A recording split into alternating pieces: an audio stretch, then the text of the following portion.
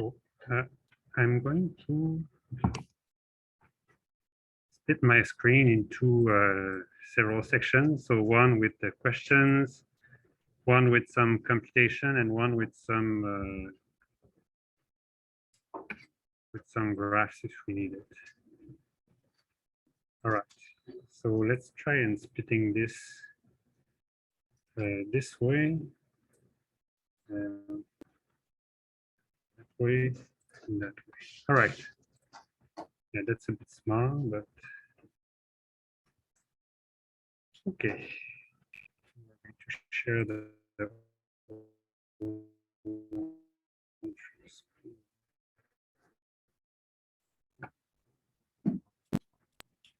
okay, so I think it's working fine. So yeah, I thought the best way to do is start with whatever was after the midterm. So chapter 6, and then 7, there's no exercises, then 8, 9, 10, 11. Do as much as we can. And then I posted also on the website a huge amount of very long exercises that we've done the last time. This takes, this may take 2 sessions or at least one at least. And then there's, I've also posted the final of this fall. So don't be scared. If we don't have time to do everything, I'll post the solution to everything so we can do it on your own. But yeah, so let's do that. So let's start with something quite harmless. So that thing there. So exercises on chapter 6. So,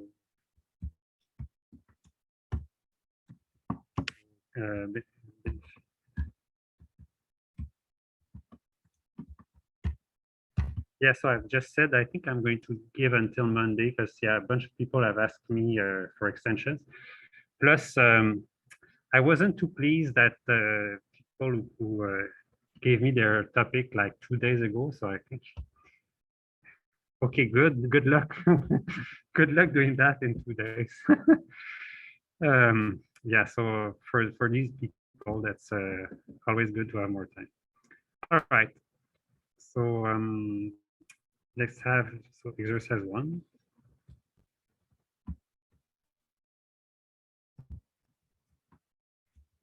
So this is the question. So project has the following costs and benefits. A, compute the net present benefit, and B, compute the present benefit cost ratio. So for these, there's no way around having a calculator.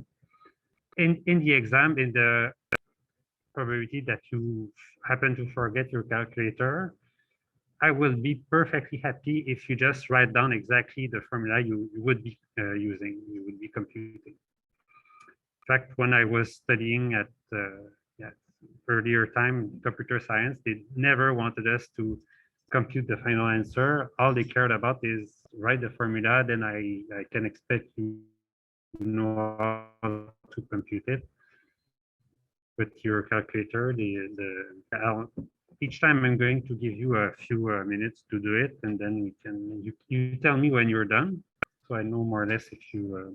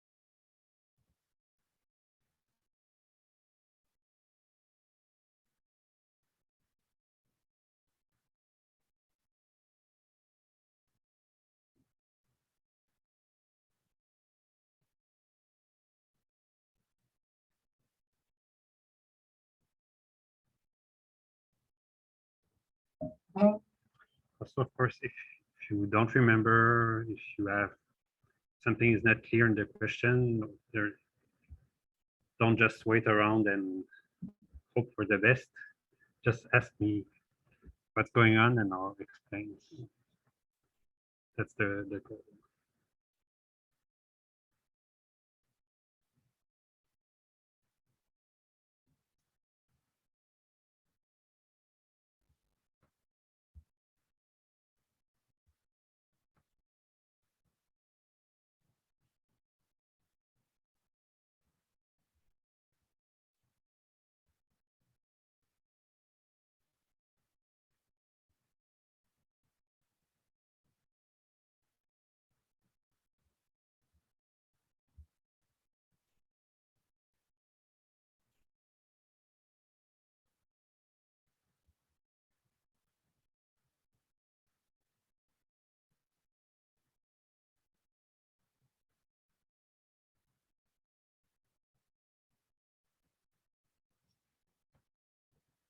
So is it a good project or not?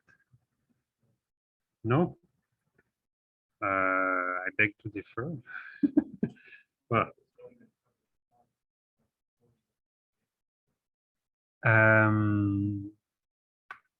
yeah, but so interest rates, yeah, okay. So, oh yeah, it looks bad. How come I found a good result?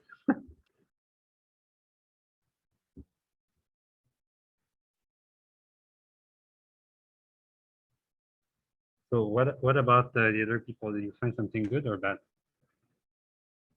So by the way, what's good if we compute the net benefit, present benefit? Should we get what's the good value? Yeah, both. Yeah.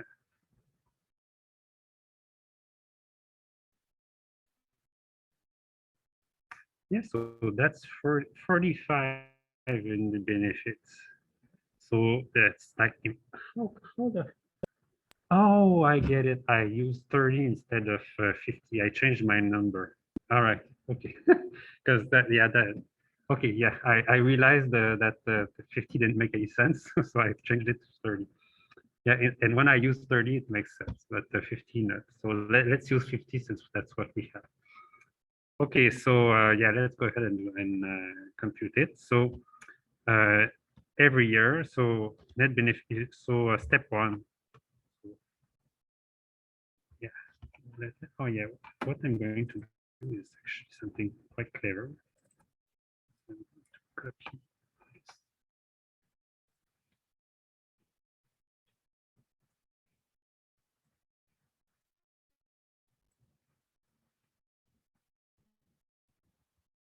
Okay,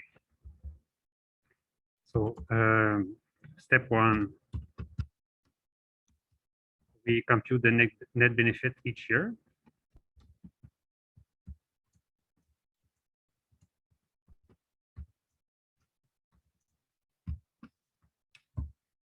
So your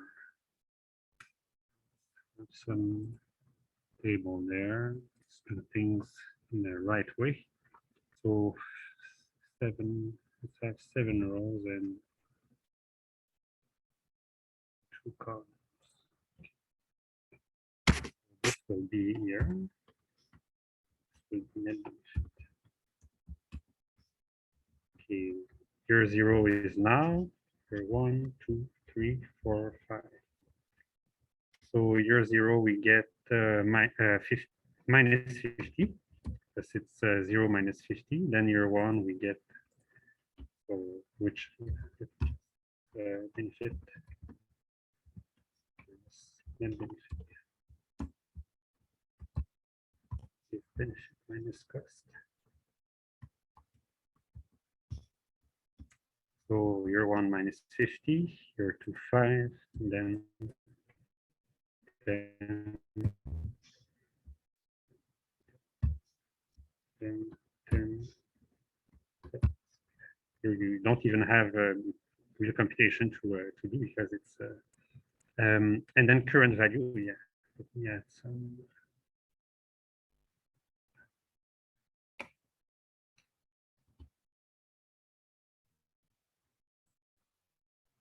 So current value. Here, what we have to do is to divide the net benefit by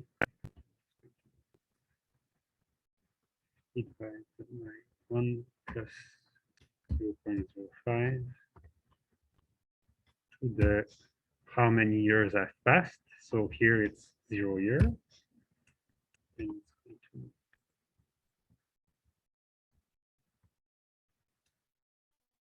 to 1 year, 2 years, 3 years, 4 years. That's why is it so easy to do it? Well, that's because here the interest rate is constant. Otherwise, it would be something like 1 plus interest rate in year 0 times 1 plus interest rate in year 1 times 1 plus interest rate in year 2, and etc. So since they are all the same, so we just get 1 plus interest rate to the whatever exponent. So that's minus 55. 10. So I'm going to go at quite a good pace just to be able to do as much as we can. So that's 50. Yeah, minus 50, of course.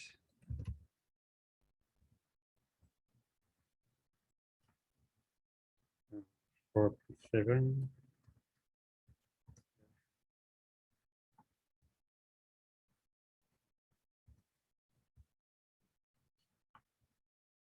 So yeah, for this, there's no way around having a calculator. And then you see that even though my net benefit is the same, we can see that it's going down because it's farther and farther in the future. So we care less and less about it. And then this is 7. And then the net benefit is the sum of this. So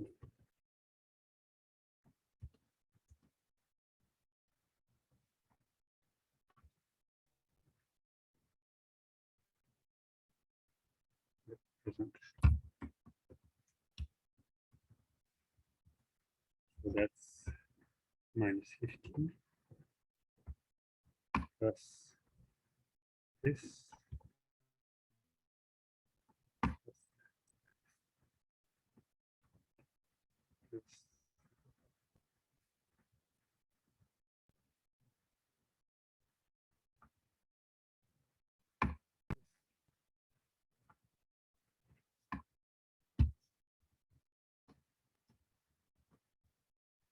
Minus 11. So, but we had a good idea that things were not looking too good because if benefits happen in the future and they don't even outweigh the cost, then yeah, it's not looking good. So that's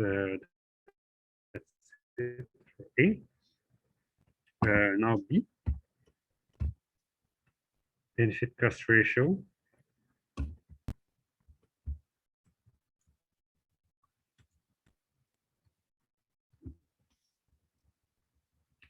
So how do I do it with stuff in the future? Yeah.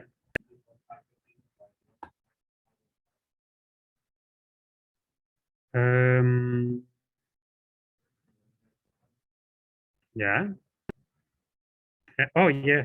Yeah, exactly. So, no, but it happens in the present, so it's still the same. Yeah, so it's actually that's super easy in that case because there's no mixing of cost and benefits here. But normally what you have to do is the same current value just for cost, current value just for benefits, and then you take the ratio of both.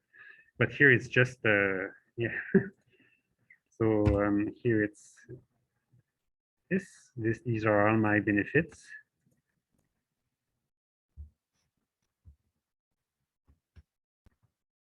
divided by on my cost, and then that happens in the present. So, yeah, so quite easy to. So that's minus 4.7. And in normal instances, if you get, oh, no, it shouldn't, oh, sorry, yeah, the cost now I take it as a positive value. Yeah. Normally, if you get something negative here, you should get something below 1 here. So negative means bad project.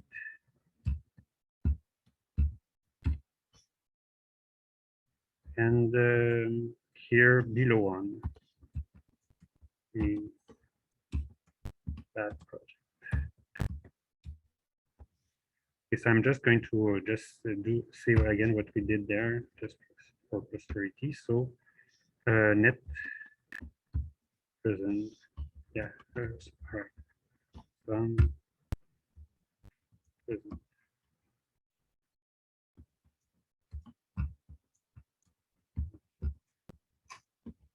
divided by the sum the present value.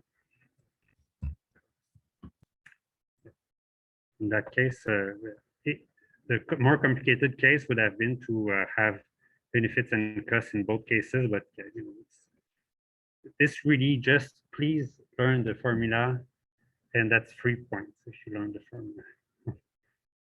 So there is really nothing too complicated. So question? Yeah, even though I say it's not complicated, it doesn't mean I shouldn't ask a question if it's unclear. Yes?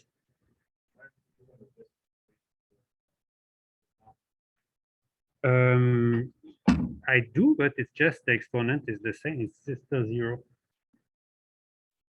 So if I had like, say I have a cost of 50 each year, then I would have 50 to the divided by 1 plus 0.05 to the 0 plus 50 divided by 1.005 to the 1.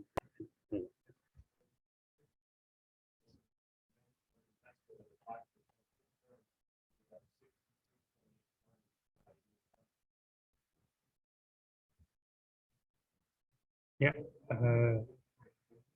it's always, go ahead.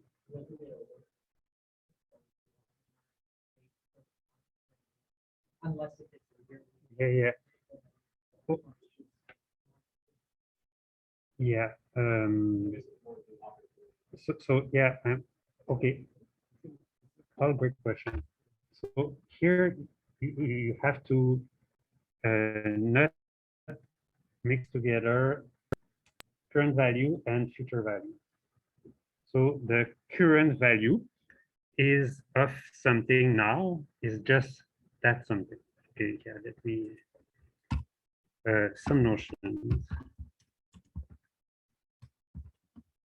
of discounting. So the current value of $1 or minus $1. So it's either cost or benefits. Now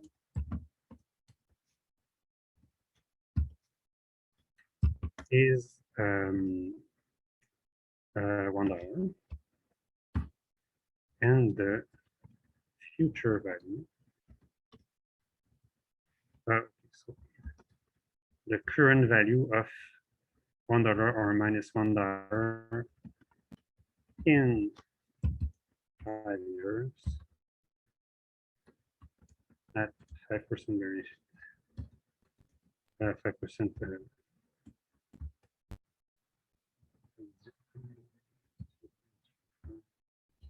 interest rate.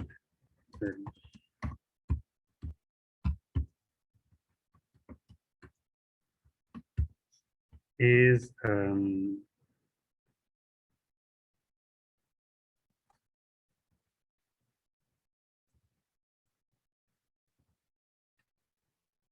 one.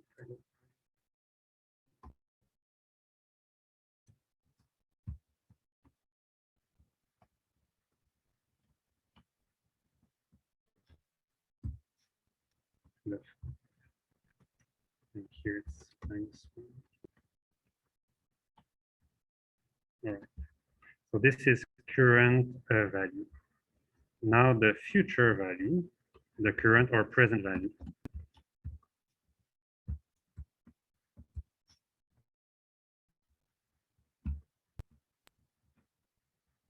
And now the future value of $1 or minus $1 now. Yeah, I should say the future 5 years in the future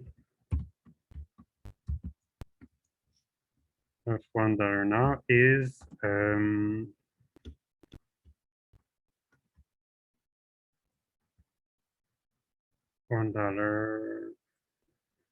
times 1 or minus $1. So this is, I think this is what you had in mind, right? That you pay this, and in the future it's going to be even more expensive. So that's true. It's yeah. So, but whatever you do, your answer is good if you take present value or future value. All you have to do is make sure that everything is at the same moment. And good question though is, could a project be like good for in terms of present value but bad in terms of future value? I think if you take net present benefit, it's not going to matter, but maybe benefit cost ratio it might. So I would have to think a bit more about it, but yeah. And then lastly, the 5 year in the future value of $1 minus in 5 year in the future is $1 or minus $1. So this is how it works. So the important thing, use current or future value for everything. So normally we, since we take the decision now, we use present value. Very good question. Okay, so that's good. Now exercise number 2.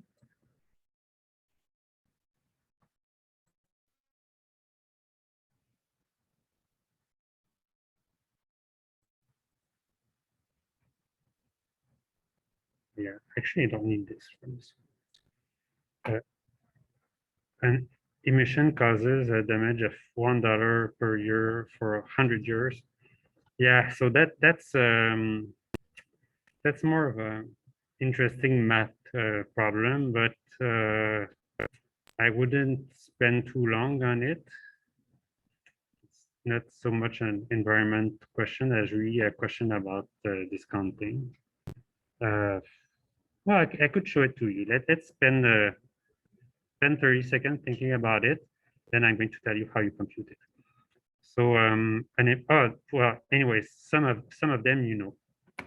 So an emission causes a damage of $1 per year for 100 years, starting next year, and 0 damage ever after. So it's for the next 100 years, it's $1 per year, and then all of a sudden it disappears completely. So of course it's not like this, but that's just to simplify stuff. Compute the present value of the total damage if the discount rate is 0, the discount rate is 2%, is 5%. So that one shouldn't be too hard. These two are more difficult. But if you have already had some notions of infinite series, maybe you know how to do it. Otherwise, I'll just do it with you.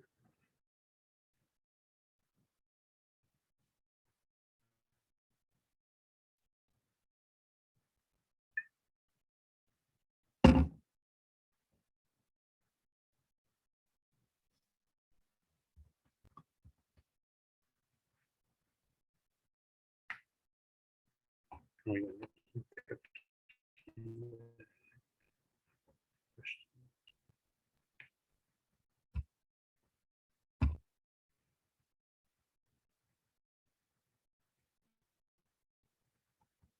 So A, somebody has an answer. Yeah. Yeah, exactly. $100. All right. That's easy. You don't discount whatsoever. It's you treat the future just like you treat the present. So that's yeah, no biggie. D is when the trouble begins. So if you have a lot of time on your hand, you can do it by hand. But somebody knows how we should compute this? No. That's really something that yeah, it's more of a math question, but I don't want to spend too long on it. But I'm going to give you the trick. All right. So what you're essentially computing. So imagine the interest rate. So assume the interest rate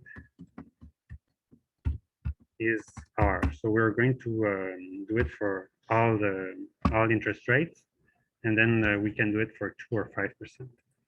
So why did I put 2 and 5%? I did that to really show how big a difference it makes whether you pick 5% or 2%. So the damage is the following. So 1 divided by 1 plus R the first year, plus 1 divided by 1 plus R squared. So I'll call this D. Okay, so this is just the total damage plus Q. And now let's just write plus that because we don't have all day to do that. And then we go to 1 over 1 plus R to the 100. That's the last. And then, so that's a very long addition to do. Mhm.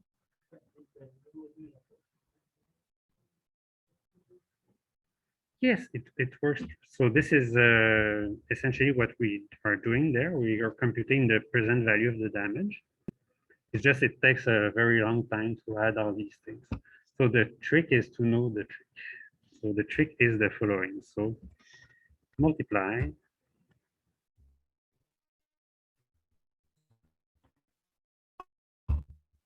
D by 1 plus R. Just do that. So what do we get? We get 1 plus R times D equals 1 plus R times every single thing. So say, for instance, the first one is 1 plus R times 1 plus R, so it's 1 plus R squared. The second one is 1 plus R times 1 plus R squared, so it's 1 plus R cubed, and so on and so forth. So you see that I get here the third value, I get 4. And then at the last position, I get what? I get 101. Right? Just I multiplied every term by 1 plus R. And then let's compute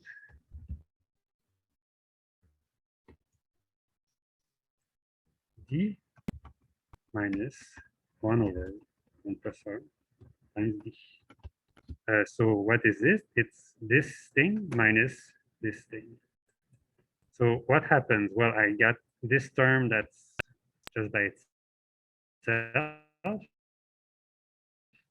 But then I got, so let's go term by term, 1 over 1 plus R squared minus 1 over 1 plus R squared, 0. Then 1 over 1 plus R cubed minus 1 over 1 plus R cubed, 0. And I'm going to go on until I get to the end. Here I have one of the penultimate term is over 100. And then that term is going to be by itself. So I'm going to get this equals to 1 over 1 plus R plus, sorry, minus 1 over 1 plus R All right. And then let's just collect terms. So what I can do here is to have D there, then yeah, let's have a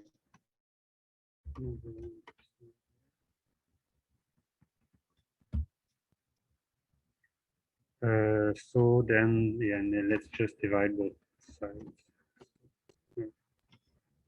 So that's what I get, and you can simplify it.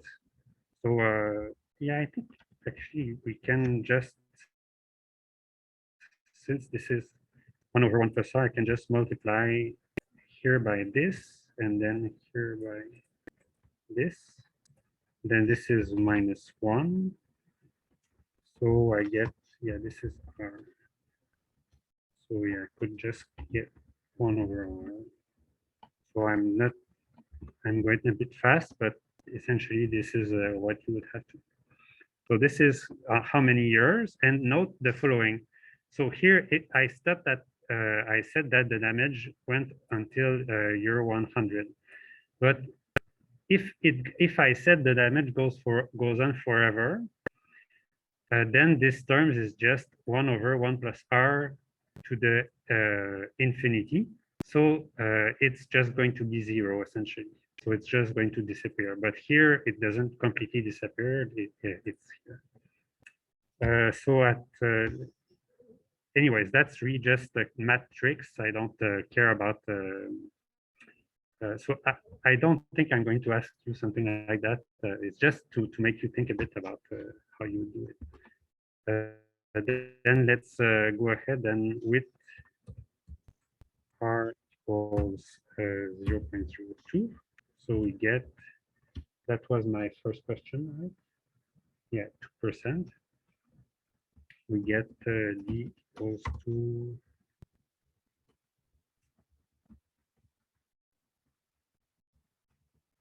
this, and I get 43. So you see that I started at 100 if I have no discount whatsoever. Now, if I choose a rather small discounting rate of 2%, already my damage is cut in half, more than half. And then if I pick 5%, r equals 0.05, then my damage becomes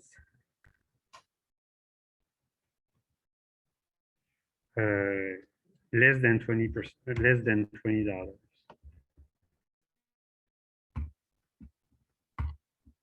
So the conclusion of this, the choice discounting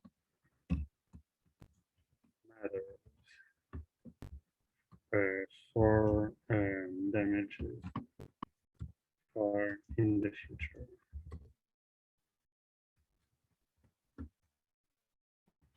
So if you want to do nothing about climate change, then just use 5% discount rate.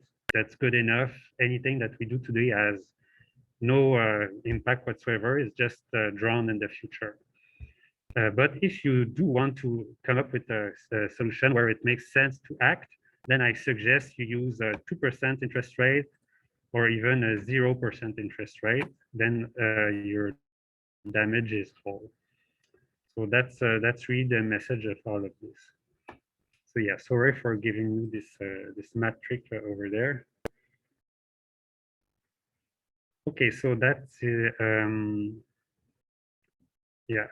I guess there are not a lot of questions about this. It's again, that's this equation is exactly the same as we've been using. It's just that you need some metric to find this. So I'm not going to expect you to redo this at the exam, so don't really be too scared about this. Okay, so let's finish with this chapter already, and let's go to something more substantial. So chapter 8. So chapter 8 was about the cost theorem.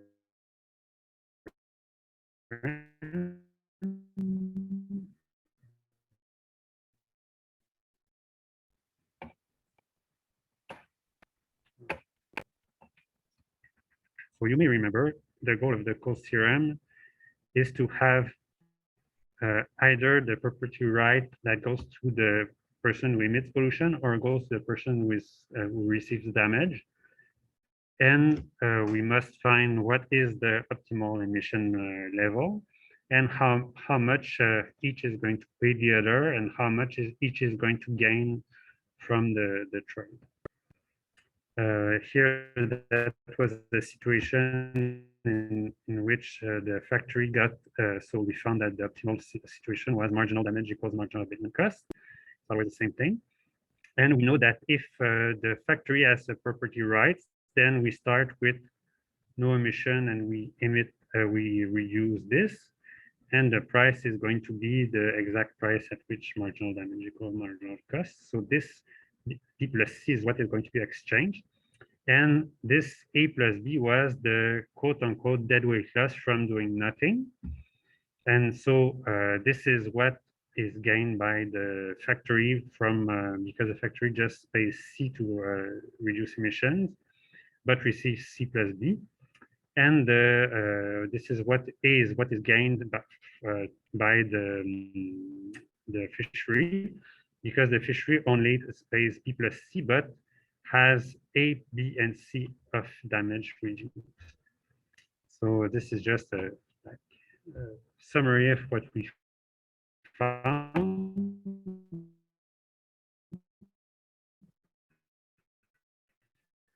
So let's just do the exercise. Bob and Alice. Bob is drinking water in the lake. Alice uses water bottles and discharges her wastewater directly in the lake, which makes Bob sick. Bob asks Alice to elevate her sewage discharge. So for Alice, the marginal abatement cost is, for Bob, it's equal to simply. If nobody owns the lake, how much damage will Bob suffer in terms of total damage? So let's start with this. Before doing anything, actually, what I really advise you to do is to make a graph. If I ask you to make a graph, make a graph. If I don't ask you to make a graph, make a graph. It's going to help you a lot to not make stupid mistakes. And it's going to save you time because it just shows you what you have to compute. And make it as precise as possible to so that it helps you to solve what you have to solve.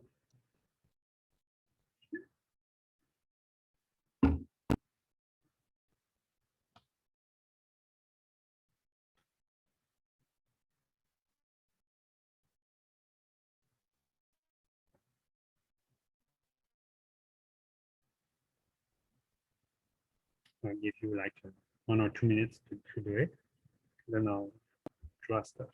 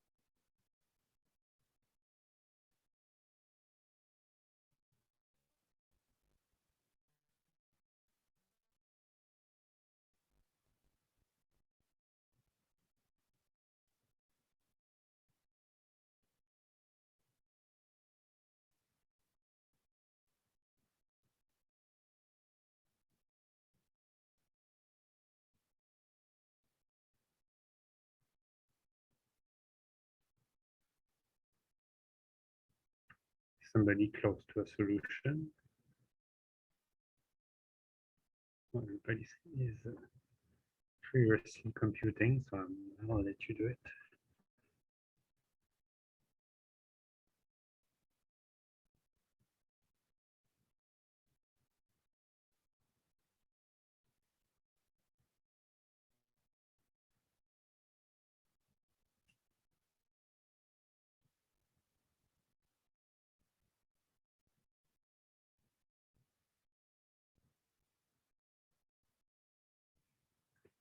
Somebody found how much is going to be emitted?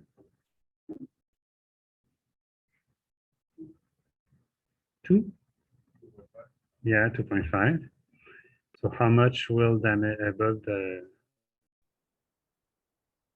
suffer in terms of total damages? Yeah. So that's, yeah, so that's the how much emission is going to have, but the damage, the total damage.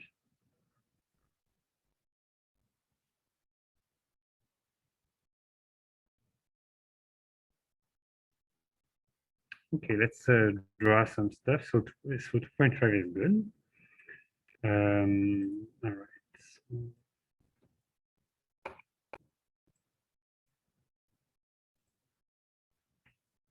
just use this part.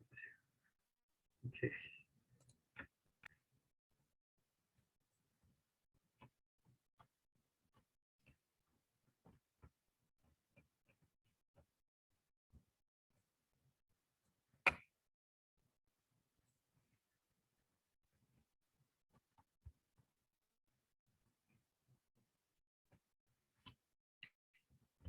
So here we have 10, and here we're going to have 2.5. So let's have like 1, 2, 3, 4.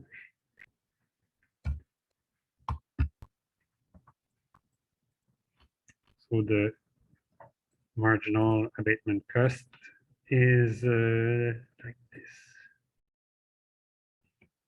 Whoa.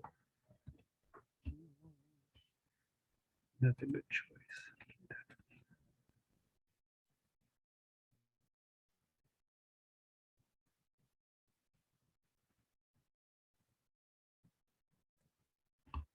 All right. Let me see. Now, is that 2 is here, and then 10 is this, so that's 5, so that's 2. So 2. This is just to be able to build my thing properly.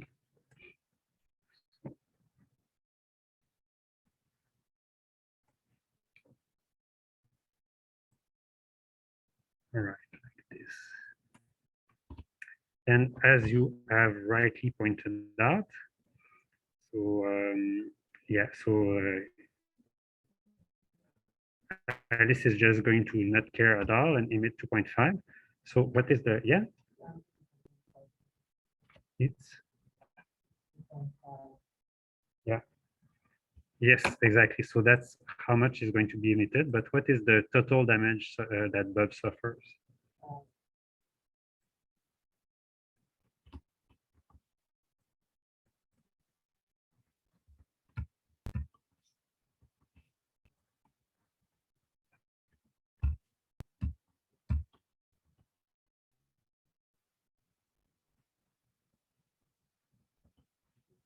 So whenever I ask what is the total something, it's the area under the marginal something. Yeah.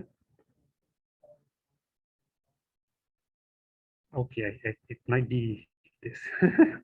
So I think it's yeah, it should be 2.5 squared divided by 2. So let me try.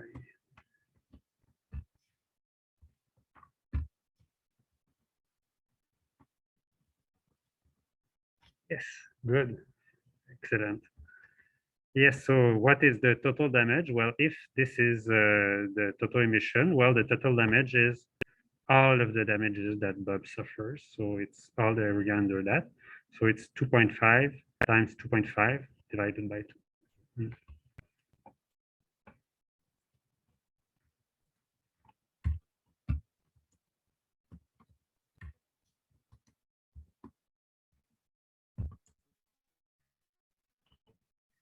I'm just going to write TD of 2.5 equals to 2.5 times 3.1.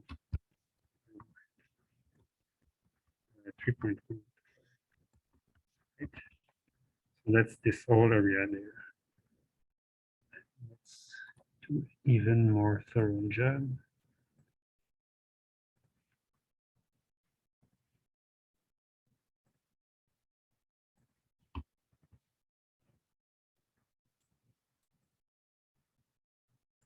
Okay.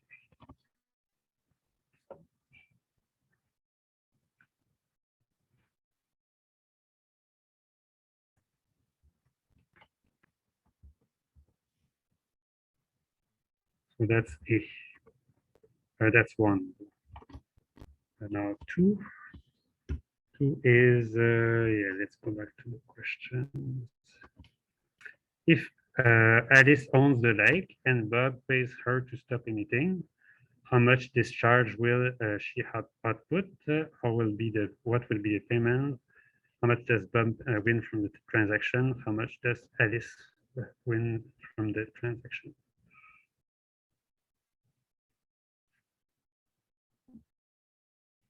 So here, let's read cost theorem in action.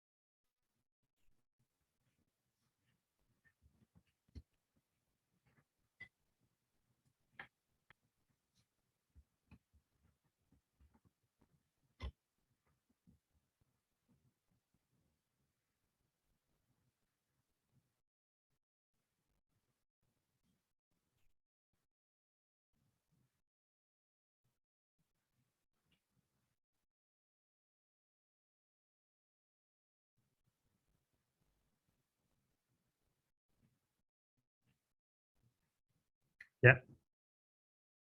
Oh, oh, I don't know. Let's compute. Okay, so well, first question is how much is going to be emitted? Yes, two. So yeah, let's go back to our graph there. So well, yeah, that's what I don't. This is a just select everything and copy it. I have to go item by item.